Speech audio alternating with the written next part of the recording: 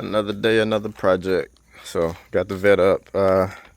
Got some tie rods, inner and outer. I think these been sitting up in the attic or whatever for probably the last year or so. But yeah, time to swap these things out. A little wobble there. So I'm gonna get this wheel off so I can actually see what we're looking like. Alright, so wheels off. This is the problem. Get y'all in there. So yeah.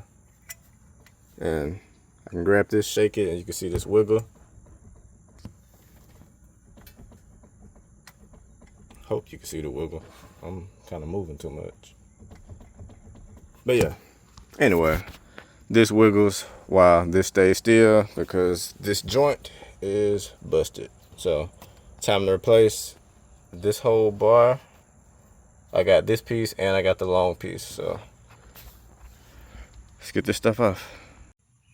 Alright, let me zoom out. There we go. Alright, so if you're just changing the end part, you want to make sure that you know how far this is from any point on here, just so you can line it up, the new piece, the same distance. So from what I saw, you just get your tape measure. We measuring 7 inches right from this hard line. So line it up, good 7 inches, and then you just mark where that spot is on here. So that's about right there. I got it lined up. There we go.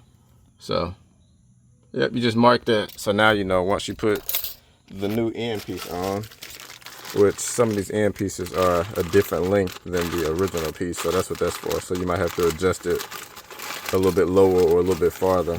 So like this is the new end piece, and you switch hands. I think this is shorter. So yeah, it's a lot shorter. So well, that's about the same. I just realized this nut is separate. So yeah, it's about the same. But yeah, so that'll help you line it up and get it to the same distance. So you might still need an alignment, but at least you'll be close enough to where you should be relatively fine until you can get an alignment. But let me bust this loose. This is an 18 millimeter. I don't know what size this is, but you might need to put, it's like a hex bit in there. So you might need to put something in there to hold that bolt still. Line it up, there we go. Looking at the camera instead of my hand. But yeah, so you might need to hold that still while you get this bolt loose. And after that, tap this with a hammer, drop it down. This will untwist. You loosen this up and twist it off. Alright, so this is loose.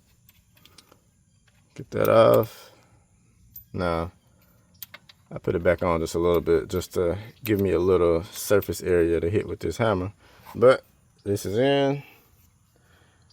Get you a hammer, line it up, and you just want to tap it. There we go. So, a couple taps, get that loose, and we out of there. And then you got to turn this loose, which when you turn this, you probably gonna have to hold this steady. This is a 13 millimeter right here to grip that. This is a 22, so yeah, and this, see how easy that is to move around. This is the new one. Hold it where you can see it. And not what you would call easy to wiggle around compared to this. So yeah, let's get this off, and I might go ahead and change this piece too. You got to get this boot off, and I think it's a clamp somewhere in the back, but it's a clamp here, and I think it's another one back there, so I had to figure that out. But yeah. Alright, so I put this back in for a second. Put the 22 on this, you twist it to the right. So wrench on there and rubber hammer down and knock this loose.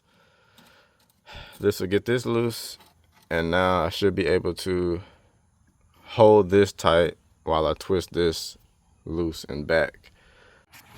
Alright, now you can use the same wrenches, the 22 and the 13.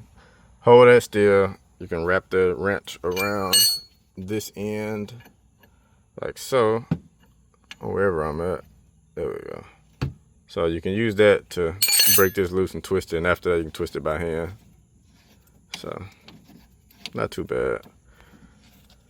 This end actually ain't bad. Well, the main part ain't bad, so I'm just gonna keep that on there. I probably should change it, but we'll hold it for later. And I don't know if the back might be needed, and all I got is these, so I need to order some new ends because I thought I ordered 4 ends to do the front and the back, and it ended up being the inner and outer. So I definitely need outers for the back. So those will be ordered probably this afternoon, and I'll be back to do the back. But yeah, get the front out the way first.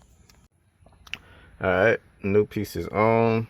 Before we lock it down, got to tape measure, make sure we run this test. So 7, and pretty much spot on with the mark we had before. So should ride just like how it was before, minus the little clunking.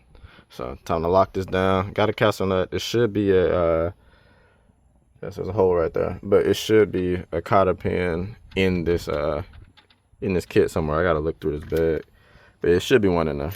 Yeah, I see it. So yeah, lock that pin through here, and yep, should be good to go. And then you lock this part down once you get everything on. That'll keep this steady, so you don't have to worry about anything wiggling or moving, like if the end might twist or something. So yeah, that's where we at.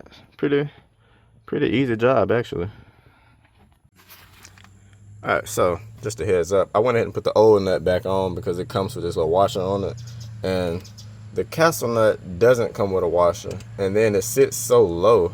Like if you use it without the washer, let's see if I can, it sits so low that it's almost no point in having a cotter pin go through it, because the pin will be pretty much above the top of the nut unless you use a washer, and then, but it doesn't come with a washer. So I'm just gonna use these old ones. These are good, so they fit all the threads the same, so shouldn't be a problem. And really, push come to shove, I can still fit a cotter pin through the top of this just to make sure the bolt doesn't come loose and go up. So might still do that just for like whatever, safety or whatever. But yeah, it's on there, it's tight, no more rocking. This is like the rotor or whatever, you know, because they always sit a little loose. But yeah, that's tight. So I'm gonna get the other side tight, and this should ride a lot better. Shocks coming next. I hadn't ordered them yet, but I'm doing new shocks all around. These ball joints, they don't look bad. Yeah, shocking. So they actually don't look bad, but I do need shocks. I think I need wheel bearings, so I probably do wheel bearings all around, shocks all around. I'll probably do the shocks first because it does make a lot of scrunching noises when you hit bumps. So that'll probably be next. But yeah, this is tight. This is tight. I kept the end in there. It was still pretty good. So whew, time to do this other side. And said I'll come back in about a week or so and do the back once I get the other ones. I thought I ordered 4, but again, it's been probably like a year or 2 since I ordered these, but I thought I ordered all 4, so I had to order some more to do the back. But yeah, job super easy.